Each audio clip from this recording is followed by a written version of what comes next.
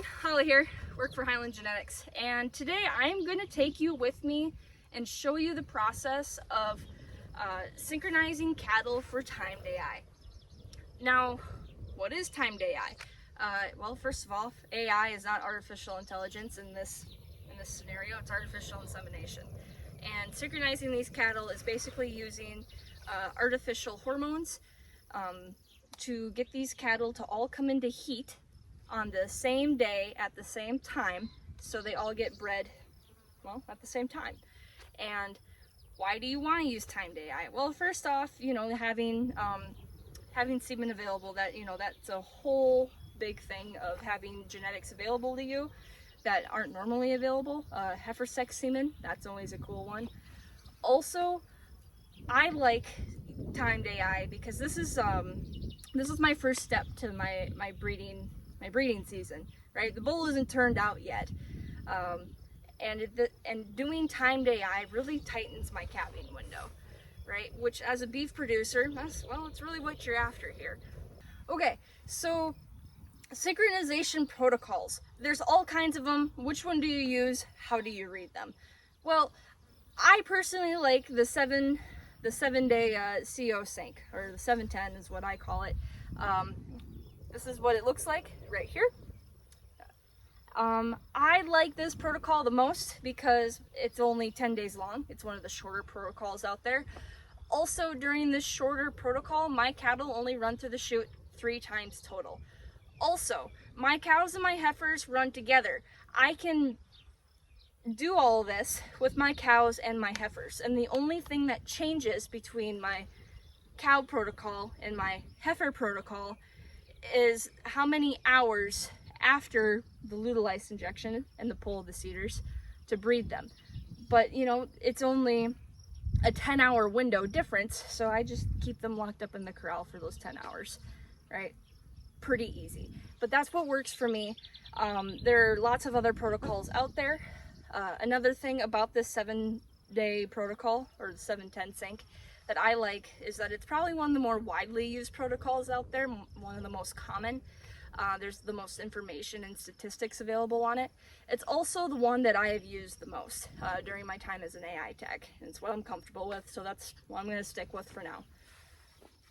Now, before we get going to showing you what day 0 looks like, it is important for me to tell you that when you are doing the synchronization protocol, that you do everything to the hour of what these protocols say. So right now it is 3 p.m. and when I pull these CIDRs in 7 days and give the luteolized injection like the protocol tells me, it will not be 8 o'clock in the morning in 7 days. It will not be 9 p.m. at night in 7 days. It will be 3 p.m. And the same goes for, the amount of hours afterwards that you breed these cattle. 54 hours plus or minus 2 hours for the heifer, 60 to 66 hours for cattle. It is very important that you breed those animals within those windows and you actually, follow the protocol to the hour, because it is critical to your conception rates to follow that. So before I continue on and bore you any further, let's go put some CIDRs in. A part of this 7-10 day protocol, along with the CIDR, is a shot of DNRH. This is Sister Ellen, so it is 2 cc's IM. So to load a CIDR, also, if you're a girl, wear gloves. This will 100% mess with your cycle if you touch this with your bare hands. So to load this with my CIDR gun, I'm putting the curl in the rope, or whatever you want to call it, up into the gun, and I'm squeezing and I'm pushing it up all the way in, and there's a plunger on the end of this to push it out. I like to cut these. Sometimes they're tail swishing because this sticks out of the animal. Where'd my knife go? Where's my knife? Oh, it's on me. I like to cut these because sometimes like a calf will try to chew on them, or the tail will, I don't know, push it out.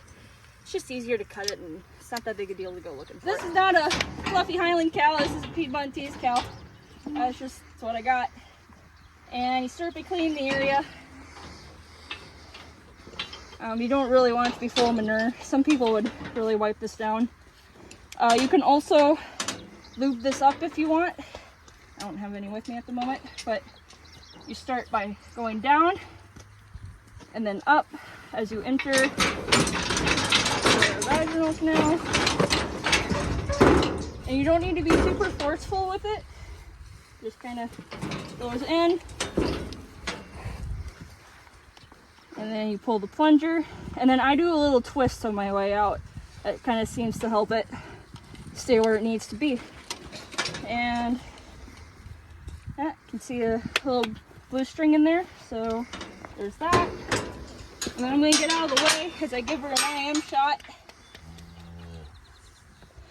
Intermuscular.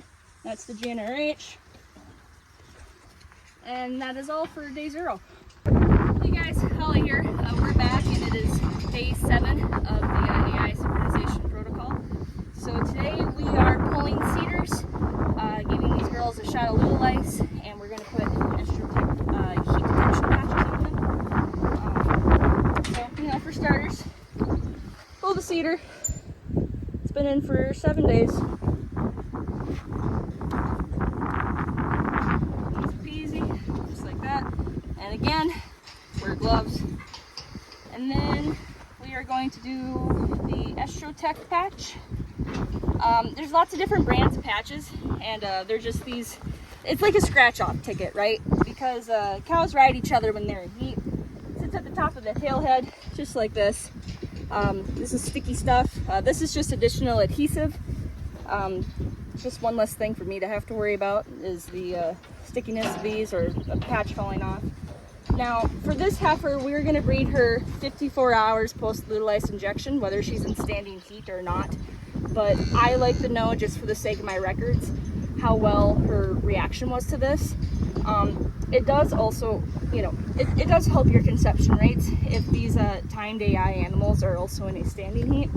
And you'll know that she's in a standing heat because, when the cows ride each other when they are in heat, this gray patch is going to turn bright pink.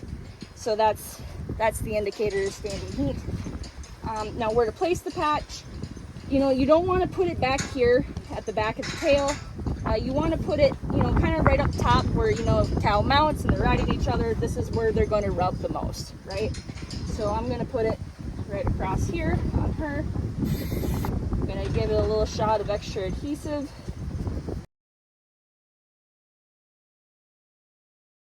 I'm going to switch with you.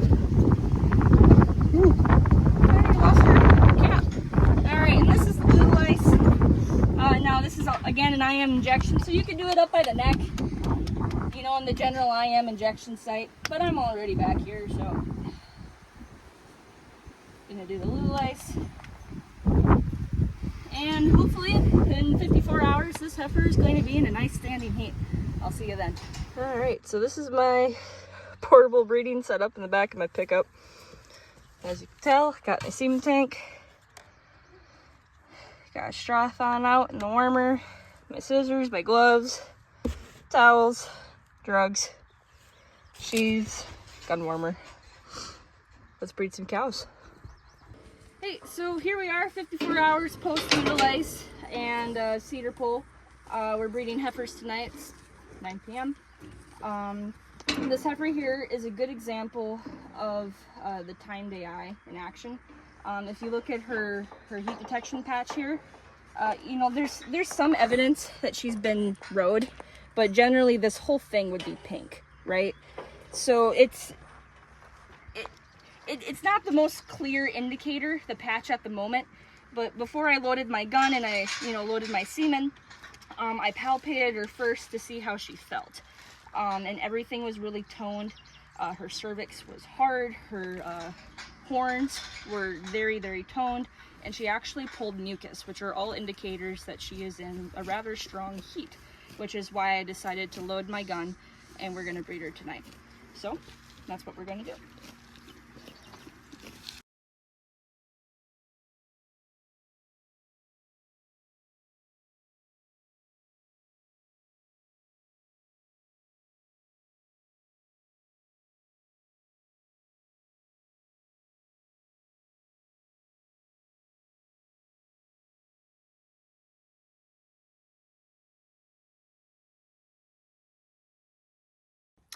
Okay, so just a couple things to chat about while I load my last straw of semen for my last cow that I'm breeding today.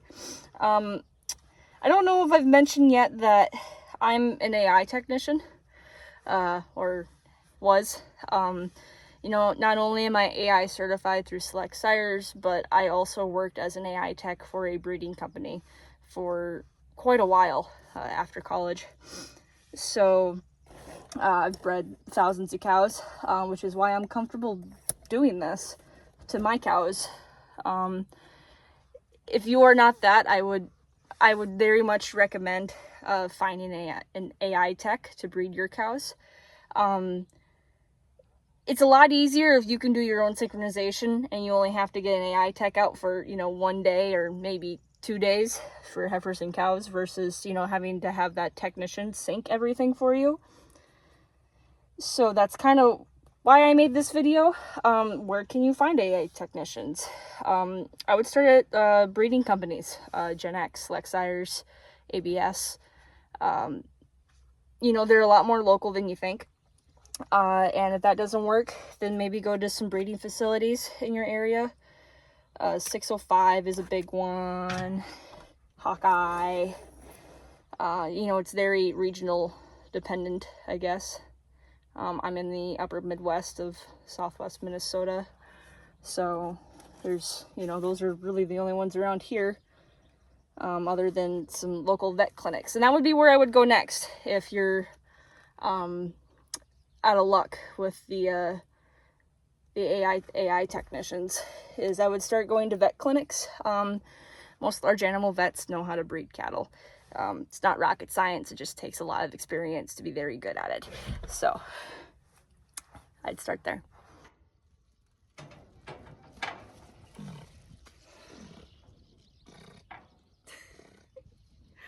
All right, well, that wraps up my AI season for 2025.